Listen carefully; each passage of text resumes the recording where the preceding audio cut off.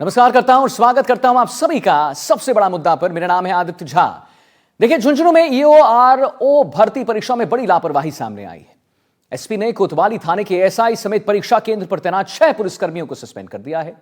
मामले की जांच साइबर क्राइम थाने के प्रभारी डीएसपी को सौंप दी गई है। केंद्र अधीक्षक और पर्यवेक्षक की रिपोर्ट पर जिला कलेक्टर ने भी ईवीएम की जांच के आदेश दे दिए हैं। परीक्षा केंद्र पर प्रवेश का अंतिम समय सुबह 11 बजे तक का था। झुंझुनू शहर में एसएस मोदी विद्या विहार परीक्षा केंद्र में बंद गेट खोलकर 11:03 पर 2 परीक्षार्थी को परीक्षा केंद्र में एंट्री दे दी गई, जिसका खुलासा एक परीक्षार्थी के देरी से एग्जाम हॉल में पहुंचने से हुआ और हड़बड़ाहट में दूसरे स्टूडेंट्स की जगह पर जाकर बैठने पर सीसीटीवी कैमरे चेक करने पर यह खुलासा जो है हुआ है।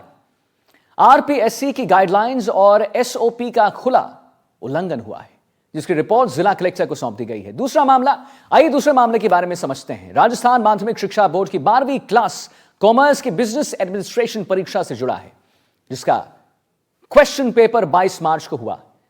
पेपर सेटर ने पुराने प्रश्न पत्र को ही रिपीट कर दिया। बोर्ड सचिव कैलाश चंद्र शर्मा ने बताया है कि लापरवाही को गंभीरता से लेते हुए 12वीं कॉमर्स के बिजनेस एडमिनिस्ट्रेशन का पेपर निरस्त कर दोबारा से परीक्षा कराने का निर्णय लिया गया है। परीक्षा की नई तारीख जल्द घोषित कर दी जाएगी। संबंधित पेपर सेंटर के खिलाफ सख्त कार्रवाई की जाएगी। तीसरा मामला, अब तीसरे मामले की ओर चलते हैं इसी श्रृंखला में। तीसरा मामला जेल प्रहरी परीक्षा 2018 से जुड़ा हुआ है, जिसमें एसओजी ने नया खुलासा किया है।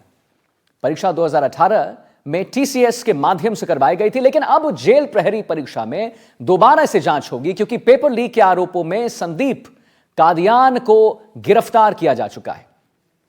एसओजी ने पाया कि इसमें टीसीएस का एक प्रोजेक्ट मैनेजर जगजीत सिंह, जिसका नाम है, वो शामिल था, जिसे एसओजी ने पकड़ लिया है। यह अभी भी टीसीएस में ही काम करता है। जगजीत ने अपने साथी करण कुमार और देवव्रत के साथ पेपर लीक किया था। कंप्यूटर बेस्ड परीक्षा के प्रोजेक्ट मैनेजर जगजीत ने परीक्षा का पेपर दोस्तों को बेचा भी था और हरियाणा की गैंग को संदीप के माध्यम से 60 लाख के पेपर बेचा था। पेपर लीक का खुलासा होने के बाद परीक्षा रद्द कर दी गई। जेल प्रहरी परीक्षा में पहले 9 लोग पकड़े गए थे और जांच कमेटी गठित होने के बाद 10 लोग और पकड़े जा चुके हैं। जगजीत जमशेदपुर का निवासी है। चौथा मामला वनरक्षक भर्ती परीक्षा मामले से जुड़ा हुआ है। पुलिस ने पेपर लीक मामले में हिरासत में 2 और आरोपियों को, जिनका नाम है कवराराम और लिखमाराम, को लिया है। सहायक स्टेशन मास्टर कवराराम पालनपुर में तैनात है, जबकि बाड़मेर में तैनात है कांस्टेबल लिखमाराम, पूर्व में गिरफ्तार टिम्मो कुमारी का पति है। एनडी सारण को लिखमाराम के लिए 6 लाख रुपए दिए गए थे। 6 लाख, आपने सही सुना है। अब तक 9 वन रक्षकों समेत कुल 29 आरोपी गिरफ्तार हो चुके हैं। पुलिस को शक है कि दोनों पेपर में गड़बड़ी हुई। एनडी सारण के पास परीक्षा केंद्र के पहले ही पेपर आ चुका था लीक होकर पहुंचने का संदेह बताया जा रहा है। और एनडी सारण कांग्रेस के पूर्व पार्षद हैं, यह भी एक हाइलाइटिंग टर्म है। 2020 में वनरक्षक भर्ती परीक्षा पेपर लीक हुआ था। सबसे बड़ा मुद्दा, मैं आज इसी मुद्दे पर चर्चा करेंगे। परीक्षा पर बवाल, आरपीएससी बोर्ड पर बड़ा सवाल।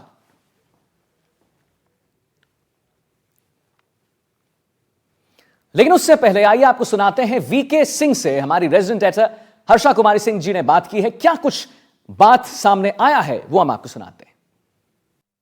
इस तरह से जो जेल भर्ती का जो एग्जाम लीक हुआ था, मेरे साथ हैं एडीजी वीके सिंह इसको डिस्कस करने के लिए। सर, बहुत बड़ा खुलासा है। टीसीएस जो एक जानी मानी कंपनी है, प्राइवेट एजेंसी, उन्होंने एग्जाम कंडक्ट किया था, एग्जाम को रद्द करना पड़ा था, और उसमें आपने अब पकड़ा है टीसीएस का ही एम्प्लॉय इसमें इन्वॉल्व था। जो टीसीएस का एम्प्लॉय इस एग्ज़ाम को कंडक्ट कराने के लिए रिस्पॉन्सिबल था, उसने ही यह पेपर अपने दोस्तों के मार्फत आउट किया था ताकि बेच के पैसे कमाए जा सके। 3 लोगों की गैंग थी ये खुद। सर, अभी भी टीसीएस में है, और थोड़ा सा पूरा वो बता दीजिए कि कैसे मोडस ऑपरेंडी रहा है। 2018 में ये परीक्षा हुई थी, तभी भी ये टीसीएस में था और आज भी टीसीएस में है। ये अपने स्कूल के सहपाठी जो इंजीनियर थे और नोएडा में वहीं गुड़गांव में ही थे, उसके अलावा जो दूसरा इसका कॉलेज का इंजीनियरिंग के टाइम का सहपाठी है देवव्रत, उसका वो, ये तीनों मिलके ये पेपर हरियाणा के जो लोकल गैंग्स है उनको पास ऑन किया था ताकि इस पेपर को बेच के पैसे बनाया जा सके। लगभग 60 लाख रुपए में ऐसा सौदा तय हुआ था। लेकिन जैसे 28 अक्टूबर वाला परीक्षा का पेपर पढ़ा रहे थे, उस समय ये बात खुल गई और पुलिस ने उसमें छापा मार दिया था और जगह जगह 1-2 जगह और पेपर पकड़ में आ गया था कि लोगों के पास सॉल्यूशन है एडवांस में, तो पेपर कैंसिल हो गया था। इसलिए ये जो है पेपर लीक करने वाले, इनको पूरा पैसा जो 60 लाख रुपए था वो मिला नहीं। सर इसमें यही लोग पेपर सेट कर रहे थे? मतलब ताज्जुब की बात यह है कि टीसीएस जैसे जानी मानी इंस्टीट्यूशन को आप देते हैं, कंप्यूटर का पेपर था, वही सेट कर रहे थे और वही लीक कर रहे थे? पेपर किसने सेट किया था ये अलग बात है, बट पेपर सेट होने के बाद परीक्षा के पहले जो एजेंसी कंप्यूटर बेस्ड टेस्ट कराती है उसके कब्जे में होता है और वहीं से ये पेपर लीक हुआ। तो ये मैनेजर था टीसीएस में? यस, प्रोजेक्ट मैनेजर था इस काम के लिए। सर एसआईटी के गठन के बाद, क्योंकि पहले आपने कहा कि ऑलरेडी कुछ अरेस्ट हो चुके थे, संदीप कंदियान का पहले ही अरेस्ट हो गया, एसआईटी के गठन के बाद आपको और क्या मिला है इसमें? मतलब आप कैसे इसको बड़ा खुलासा मानते हैं? देखिए, सबसे बड़ा खुलासा तो यही है कि जो बाढ़ था उसी ने खेत खा लिया, जिसकी जिम्मेवारी थी परीक्षा को ढंग से कराने के, उसी ने पेपर बेचने का प्रयास किया और पेपर बेच ही दिया था, भले ही वो परीक्षा कैंसिल हो गई। जो टीसीएस जैसी एजेंसी का एम्प्लॉय इस तरह की हरकत कर सकता है, इससे दोनों ही टीसीएस भी सीखेगी और मैं समझता हूं कि जो एजेंसीज टेस्ट के लिए थर्ड पार्टी को हायर करती हैं वो भी इससे सीखेंगी कि सारा कंट्रोल एक एजेंसी के पास में नहीं होना चाहिए, अलग अलग कंपार्टमेंटलाइजेशन होना चाहिए, ताकि अगर एक एजेंसी का कोई कंप्रोमाइज़ भी हो जाए तो वो फाइनली एग्ज़ाम कंप्रोमाइज़ नहीं हो। और हमारे साथ इसी विषय पर बात करने के लिए कुछ गेस्ट जुड़ गए जिनसे हम बात करेंगे, कुछ सवाल लेंगे और उसे समझने की कोशिश भी करेंगे कि आखिर ये परीक्षाओं पर ये सवाल क्यों हो रहा है। अंजनी कुमार जी हमारे साथ जुड़े, अंजनी कुमार शर्मा हमारे साथ जुड़े, अति महामंत्री हैं और आरपीएमएसएस के। डॉक्टर फुरकान कमर हैं, पूर्व वीसी हैं आरयू से, और अनिल कुमार गोठवाल हैं, पूर्व आरपीएस से जुड़े हुए हैं। हर्षा कुमारी सिंह जी हमारे साथ जुड़ी हुई हैं, रेजिडेंट एडिटर जयपुर में जो हैं, जिनसे हम बात करेंगे। पहले हम हर्षा जी के पास चलेंगे और हर्षा जी, जरा आपसे हम जानना चाहेंगे कि ये जो इतना बड़ा खुलासा हो रहा है, एक के बाद एक बड़े बड़े खुलासे हो रहे हैं, कई अनियमितताएं दिख रही हैं, उस पर जरा आपका आकलन जानना चाहेंगे कि क्यों ऐसा हो रहा है, कैसे ये इतनी प्रॉब्लम्स क्यों आ रही है और ये क्या दर्शाता है। हर्षा जी, देखिए आदित्य, सबसे पहले तो हमको ये पूछना पड़ेगा, जो सवाल ये है कि जब ये पेपर्स लीक होते हैं, जैसे कि जेल प्रहरी है, उसका मतलब है जेल गार्ड या फॉरेस्ट गार्ड, तो 6-6 लाख में आपको क्या जरूरत पड़ गई है आपको ये पेपर खरीदने का जी, और उसको इतना होड़ क्यों मच रही है लोगों को इसमें जाने के लिए? सबसे पहले ये सवाल है, क्योंकि कहीं ना कहीं सिस्टम कॉम्प्रोमाइज है। अगर आप जेल गार्ड हैं और आपने बड़ा पैसा देके वो आपने पेपर खरीदा है, तो जब आप सिस्टम में जाएंगे आप वो पैसा 100% रिकवर करने की कोशिश करेंगे। और इसका मतलब ये है कि जो जेल गार्ड की नौकरी है, जो जेल के बाहर पहरा देता है, उसके पास कहीं ना कहीं ये विकल्प रहता है ये पैसा गलत तरीके से कमाने का, क्योंकि अपनी सैलरी से तो वो देगा नहीं जी। वही चीज हम देख रहे हैं कि फॉरेस्ट गार्ड में भी घुसने की बहुत ज्यादा होड़ मच रही है और 6-6 लाख रुपए दिए जा रहे हैं। तो जब 6-6 लाख रुपए इसमें दिए जा रहे हैं तो इसका एक मार्केट क्रिएट हो रहा है। क्यों? क्योंकि जब वो फॉरेस्ट गार्ड बनेगा तो कहीं ना कहीं वो गलत तरीके से मुनाफा कमा के वो पैसा वापस दे सकेगा। तो जो सिस्टमिक रॉट है उसको लेकर सवाल करना बहुत जरूरी है और इसलिए एसओजी को लगाया गया है कि आप तह तक जाइए और पता कीजिए। तो अगर हम फॉरेस्ट गार्ड वाली हम देखेंगे तो आप देखिए कि उसमें कांग्रेस काउंसलर है, वो कहीं ना कहीं कॉन्ड्यूट है, उसके पास पैसे आ रहे हैं और वो पेपर दे रहा है। कैसे दे रहा है? ऐसे मिडिलमैन काम कर रहे हैं जैसे कि असिस्टेंट स्टेशन मास्टर जो पालनपुर में है, वो पेपर लाके 6 लाख में और दे रहा है किसको? एक कांस्टेबल को, जो ऑलरेडी पुलिस के सिस्टम का हिस्सा है। तो कांस्टेबल 6 लाख में खरीदता है पेपर और अपनी वाइफ को उसमें बिठाता है। ठीक है, इसमें आपको अभी तक 29 अरेस्ट हो चुके हैं और इसमें काफी जो लोग सिस्टम के अंदर है वो अरेस्ट हो रहे हैं। ठीक है, एक बड़ा सवाल ये है। दूसरा आप देखिए जेल प्रहरी, इसमें टाटा कंसल्टेंसी सर्विसेज को उन्होंने ये कहा कि आप ये एग्जाम कंडक्ट कीजिए। उसमें क्या होता है, जो इसका प्रोजेक्ट मैनेजर है खुद इंजीनियरिंग कर चुका है, जमशेदपुर में तैनात है वो क्या करता है, उसके दो फ्रेंड्स के साथ, और हमको ऑफ रिकॉर्ड इंफॉर्मेशन मिली कि उसके दो ये जो फ्रेंड्स हैं, देवव्रत और एक और इसका जो फ्रेंड है, उनको बड़ी आदत है पॉश लाइफस्टाइल जीने की, बहुत जी। ज्यादा पैसा खर्च करते हैं, क्लब्स में जाते हैं, बार्स में जाते हैं। तो ये तीनों जो है ये मिलके ये उनको बोलता है कि मेरे पास, he obviously had some information, Right. वो उनको पेपर देने की कोशिश करता है। वो फिर हरियाणा के गैंग जो संदीप कल्याण है उसको जाके पेपर देते हैं, और फिर वो आगे जाके 60 लाख की रकम में वो पेपर बेचने वाला होता है, लेकिन उसके पहले एग्जाम रद्द हो जाता है। जी। तो जो सिस्टम के अंदर और जो लोगों की आकांक्षाएं हैं to live without beyond their means, Right. ये रीजन है कि आज की डेट में ये पेपर लीक माफिया इतना पनप रहा है। जी नहीं, बट हर्षा जी, इस पे एक बड़ा सवाल यह आता है कि ऑनलाइन परीक्षाएं कितनी सुरक्षित हैं, क्योंकि देखिए जेल प्रहरी परीक्षा में टीसीएस कंपनी से पेपर लीक का खुलासा यह अपने आप में बहुत चौंकाने वाला है। जी बिल्कुल। और देखिए टाटा कंसल्टेंसी सर्विसेज की जो नाम है, वो भी अब इस केस में डिस्ट्रीब्यूट में आ गया है। तो आप सोचिए कि एक आदमी जो अभी भी टीसीएस में एक रिस्पेक्टेबल नौकरी कर रहा है, बिल्कुल। वो किस तरह से कॉम्प्रोमाइज हो गया।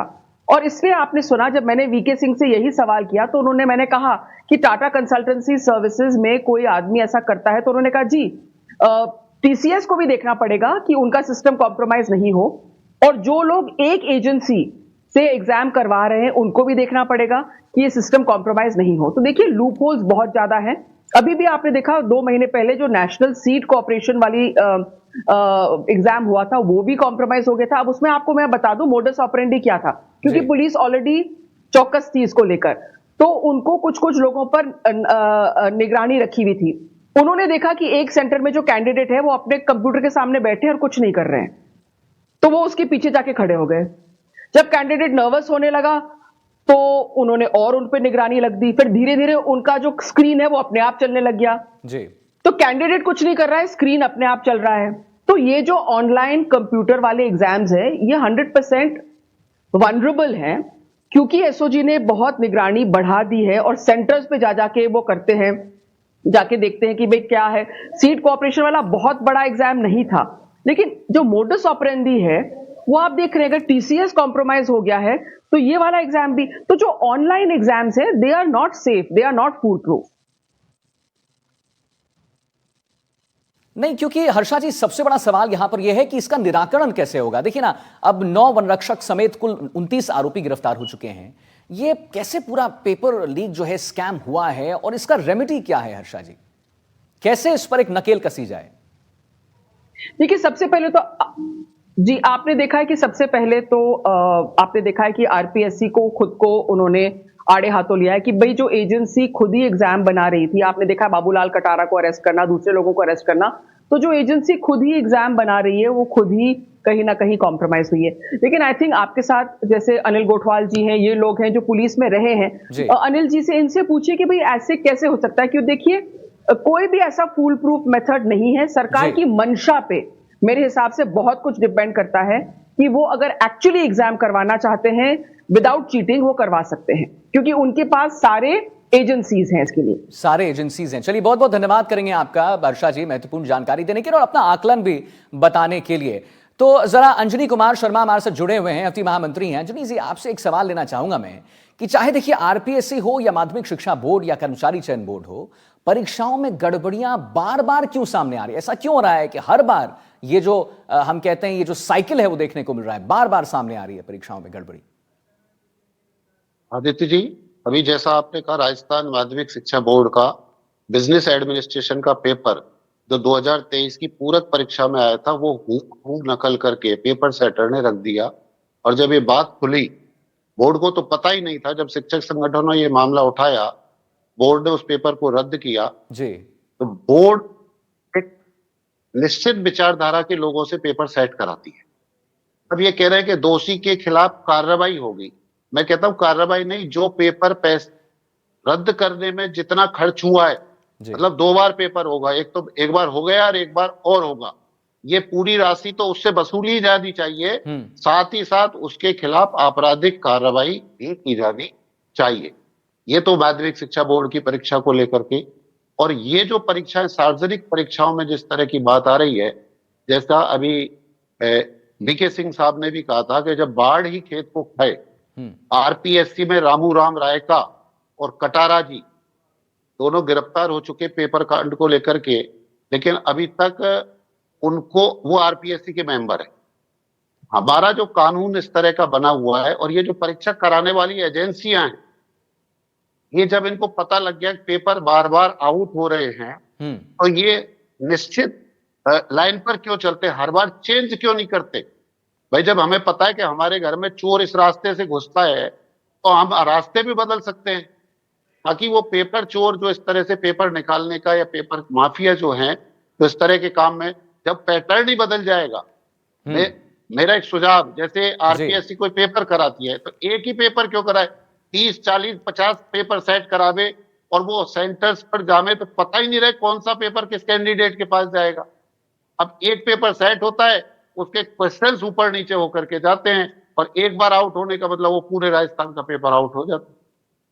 जी जी। और जो दोषी पकड़े जामे, उनके खिलाफ सख्त कार्रवाई तो हो, और रैपिडली हो, त्वरित कार्रवाई होनी चाहिए। बिल्कुल, ये आप सही कह रहे हैं कि जो दोषी पकड़े जाएं उन पर त्वरित कार्रवाई करने की बहुत त्वरित कार्रवाई हो, त्वरित कार्रवाई करने की बहुत आवश्यकता होगी, फिर चालान होगा, तो जब पकड़ वो अपने लिया, आप में बहुत बड़ा मैसेज भी होगा, बड़ा मैसेज भी होगा। मैं आता हूं आपके पास, अनिल कुमार जी हमारे साथ जुड़ रहे हैं, गोठवाल पूर्व आरपीएस हैं। परीक्षा के निर्धारित समय के बाद अनिल जी, परीक्षा केंद्र पर प्रवेश 2 छात्रों को दे दिया गया। क्या यह खेल है सेटिंग का, और ऐसा क्यों हुआ?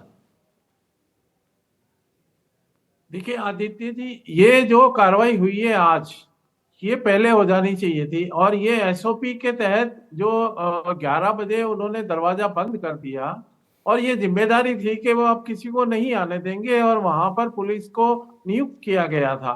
तो फिर ये अंदर कैसे पहुंचे? और उसके बाद जब सीसीटीवी के अंदर टाइमिंग लिखा गया, तो 3 मिनट लेट आने वाला वो कोई तीसरी जगह बैठ गया। मेरा ये मानना है कि चलो ठीक है, कांस्टेबल और ये एएसआई की जिम्मेदारी थी कि वो बाहर से नहीं आने देते, लेकिन उसके साथ साथ वहां के जो भी इंचार्ज है उस परीक्षा स्थल के या जो स्कूल के, उनके खिलाफ कोई कार्रवाई अभी तक नहीं हुई। अभी तक एफआईआर हो जानी चाहिए थी उनके खिलाफ, अभी तक एक्शन हो जाना चाहिए था। तो ये पुलिस का जो एक्शन हुआ, ये बिल्कुल वाजिब है। वाजिब का मेरा मतलब है कि अगर आप जरा सी भी गलती करोगे, इससे पहले क्या हुआ करता था भाई, उसके अंदर कोई कार्रवाई नहीं होती थी, और वो ले दे के यार 3 मिनट ही तो लेट हुआ। अगर ये इस तरह की सजगता से कार्रवाई अगर होने लग गई, तो लोगों के आंख होगी। और अब जो सरकार के द्वारा जो कानून बनाया है, सार्वजनिक परीक्षा अधिनियम, जिसके अंदर 10 लाख से लेके 10 करोड़ तक की सजा का प्रावधान है, नंबर 1। अब 10 साल से लेके आजीवन कारावास तक की सजा का प्रावधान है। पूरे ऑल ओवर इंडिया में सबसे कठोर कानून अगर बनाया है तो राजस्थान के अंदर, राजस्थान की सरकार के द्वारा ये बना है विधानसभा के अंदर। और मेरा ये मानना है कि इसके अंदर जो षड्यंत्र में शामिल है, चाहे वो बाहर से वो इनडायरेक्टली मदद कर रहा है, उसके खिलाफ भी इसके अंदर एफआईआर आज तक नहीं हुई है, उनके खिलाफ भी होनी चाहिए। और जो ये अभी एक प्रश्न आया कि ये जो हमें समय व्यर्थ गया, श्रम व्यर्थ गया, पैसा व्यर्थ किया, और लोगों का पूरा साल, पूरा जीवन अगर मान लो वो है बर्बाद होने की कगार के ऊपर आ जाता है। अगर दोबारा परीक्षा होती है, दोबारा वो किस प्रकार तैयारी करेंगे, और उनके माँ बाप, तो आप ये देखिए कि वो जो खर्चा है वो उस एजेंसी से लेने का प्रावधान इस एक्ट में किया गया है। लेकिन जैसे ये सरकारी कर्मचारी ने, पेपर सेटर ने, या परीक्षा, उसने क्यों नहीं जांच किया इसका कि इस तरह का, ये तो शिकायत हुई उसके बाद में ये कार्रवाई हुई है कि भाई इसको वापस से है। तो ये भी प्रावधान आज तक उनको सस्पेंड क्यों नहीं किया गया? सस्पेंड तो कर ही सकते थे, उनके खिलाफ कार्रवाई। तो ये जो दिखाया है पुलिस ने कार्रवाई की है, अच्छा है। ये मैं मानता हूँ कि आने वाले समय में उसको सबक सीख के दूसरे पुलिस अधिकारी इस तरह की कार्रवाई नहीं करेंगे कि यार ये तो बहुत सीरियस मामला है, अब उसको सीरियसली लिया जा रहा है। ऐसे ही जो परीक्षा एजेंसीज है, जो परीक्षा की स्कूल है, उनके खिलाफ अपनी कार्रवाई होनी चाहिए थी। ये नहीं हो, आपने एक प्रश्न उठाया है। नहीं, बिल्कुल कह रहे हैं कि कार्रवाई की आवश्यकता है। अनिल कुमार जी, मैं आता हूं आपके पास। जरा अभी मैं अंजनी कुमार जी के पास चलना चाहूंगा। अंजनी कुमार शर्मा हमारे साथ जुड़े हुए हैं, अति महामंत्री हैं आरपीएमएसएस के। अंजलि जी देखिए, यहां पर हम त्वरित कार्रवाई की बात कर रहे हैं, यहां पर हम एक स्ट्रिक्ट एक्शन की बात कर रहे हैं, निराकरण की बात कर रहे हैं, लेकिन मेरा सवाल आपसे यह है कि साधन संसाधनों के साथ ही स्टूडेंट्स के समय की भी बर्बादी क्यों हो रही है? ईमानदारी से परीक्षा देने वाले अभ्यर्थी क्यों ठगे जा रहे हैं? आखिर उनकी इसमें क्या गलती? देखिए आदित्य जी, मैंने पहले भी निवेदन किया था, ये जो पेपर माफिया राजस्थान में नहीं पूरे देश में जो पनप गए हैं, इन पर लगाम कसी जानी बहुत आवश्यक है। अभी गोटवाल साहब जैसा कह रहे थे, कानून तो बन गया है, लेकिन कानून के तहत उन पर जब सजा हो जाएगी उन लोगों को, अब वो लोग सबक सीख सकते हैं, उससे पहले नहीं। लेकिन आपने ठीक कहा कि वो अभ्यर्थी जो पूरे 2 साल 4 साल मेहनत करते हैं, उनके माँ बाप जो बेचारे किसानी या खेती करके अपना पैसा लगा करके उनको बाहर कोचिंग कराते हैं, उन क्या बीतती होगी जब पेपर आउट हो जाता है, या ये लगता है कि उनका सिलेक्शन हो गया और बाद में पता लगता है कि पेपर ही आउट हो गया। ऐसे लोगों के खिलाफ कठोर नहीं कठोरतम कार्रवाई की जानी चाहिए। और सरकार, पूर्ववर्ती सरकार भी चली गई पेपर आउट होने के लेकर के, भाई कोई अभी तक उनके खिलाफ कोई कार्रवाई इस तरह की नहीं हुई, कोई दंड नहीं दिया गया। और इस सरकार का भी करीब करीब 1.5 साल से अधिक का समय हो गया। ऐसे लोगों के खिलाफ कठोरतम त्वरित कार्रवाई अमल में लाई जानी चाहिए, ताकि न केवल उन नकल माफियाओं पर लगाम लगे, बल्कि वो अभ्यर्थी और वो छात्र जो बरसों बरसों अपनी मेहनत करके, वो जो माँ बाप अपने मेहनत करके उन पैसा दे करके और अब पढ़ाई के रोजगार के लिए तैयार करते हैं, उनको राहत मिल सके। चलिए ठीक है, मैं आता हूं आपके पास। एक बार हम चलेंगे डॉक्टर फुकरान कमर के पास, पूर्व वीसी हैं आरयू से। फुकरान जी, मुझे आपसे एक सवाल ये लेना है कि चाहे आरपीएससी हो या माध्यमिक शिक्षा बोर्ड, मुझे लगता है किसी कारणवश उनका कनेक्शन जो है वो कट गया है। और आइए अब हम जरा अंजनी कुमार शर्मा जी के पास चलते हैं। अंजनी जी, जरा आपसे मैं ये जानना चाह रहा था कि चाहे आरपीएससी हो या माध्यमिक शिक्षा बोर्ड हो या कर्मचारी चयन बोर्ड हो, परीक्षाओं में गड़बड़ियां जो हैं वो बार बार क्यों सामने आ रही हैं? देखिए, माध्यमिक शिक्षा बोर्ड जो परीक्षाएं कराता है, वो तो एकेडमिक परीक्षा कराता है। उसमें इस तरह की जो गड़बड़ी होती है उसका प्रभाव तो पड़ता है, लेकिन इतना व्यापक प्रभाव नहीं पड़ता जितना जो रोजगार परक परीक्षाएं होती है। जैसा आपने कहा, वन रक्षक परीक्षा, जेल प्रहरी परीक्षा, यहां तक कि रीट परीक्षा, जो कांग्रेस सरकार में रीट का पेपर आउट हुआ था, ये जो पेपर आउट हो रहे हैं और जो करने वाले हैं, कुछ लोग पकड़े भी गए पुलिस के। और मैं तो एसओजी को बहुत धन्यवाद देना चाहूंगा और राजस्थान की पुलिस को, जिसने कड़ी से कड़ी जोड़ते हुए और अधिकांश लोगों को, ऐसे संदिग्ध लोगों को और जिन्होंने पेपर आउट कराए, उनको खिलाफ कानूनी कार्रवाई तो कर रही है।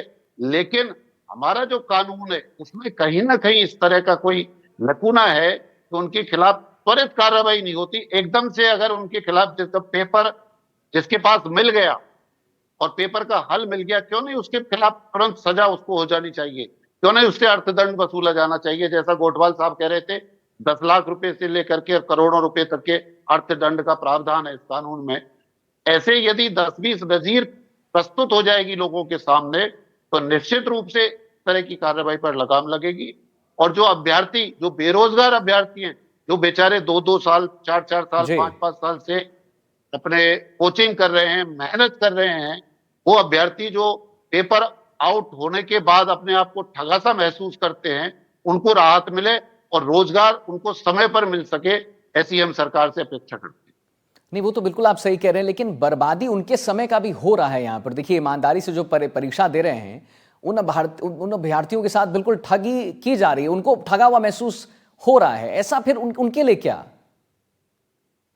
इनके लिए मैं यही तो निवेदन कर रहा हूं, सरकार ऐसे कोई कानून लावे कि जो बेचारे ईमानदारी से मेहनत करके इस तरह की परीक्षाएं पास कर रहे हैं और जो नकल करके कहीं से पेपर प्राप्त करके कर रहे हैं, उनके पेपर प्राप्त करने वालों के खिलाफ तो कठोर कार्रवाई की जाए।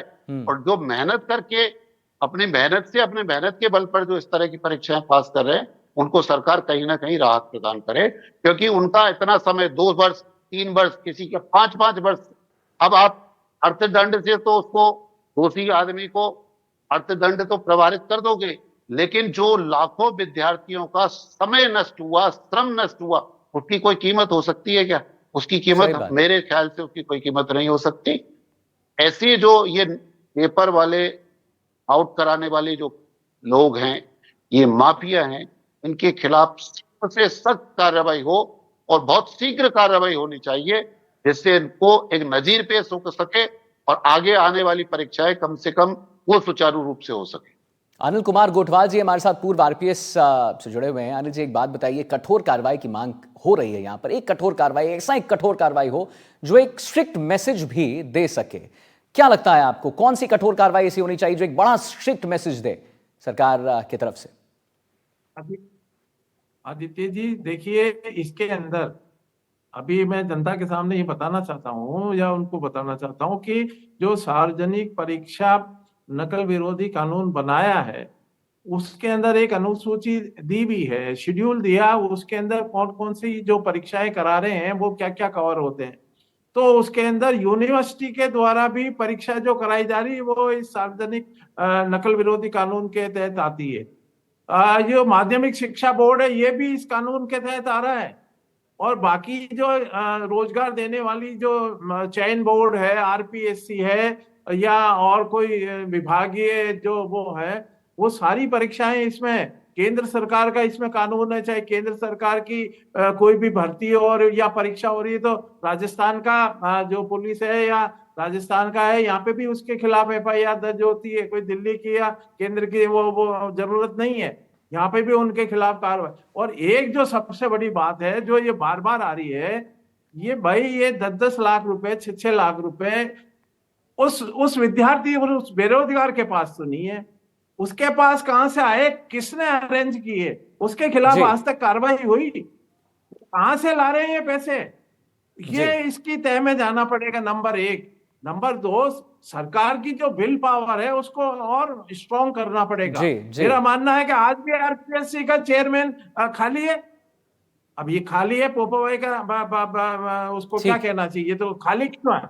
नंबर एक, राजनीतिक नियुक्ति के बजाय इसके अंदर कोई ईमानदार ऐसे अधिकारियों की नियुक्तियां की जानी चाहिए। राजनीतिक नियुक्तियों के बजाय कोई ऐसे जो शिक्षाविद हैं, जो जिनको अनुभव है। ठीक है अनिल जी, नहीं बहुत सही कह रहे हैं आप, और हम बहुत बहुत धन्यवाद करेंगे आपका अनिल जी कि आपने अपना आकलन बताया और हमारे साथ आप जुड़े। अंजनी कुमार जी भी अति महामंत्री हमारे साथ जुड़े हुए थे, बहुत बहुत धन्यवाद करेंगे आपका। तो आज हमने बात की परीक्षाओं पर बवाल के इस सबसे बड़े मुद्दे पर। एक छोटे से ब्रेक ले रुक रहे हैं, जल्द हाजिर होते हैं, कहीं मत जाइए, देखते रहिए एनडीटीवी राजस्थान।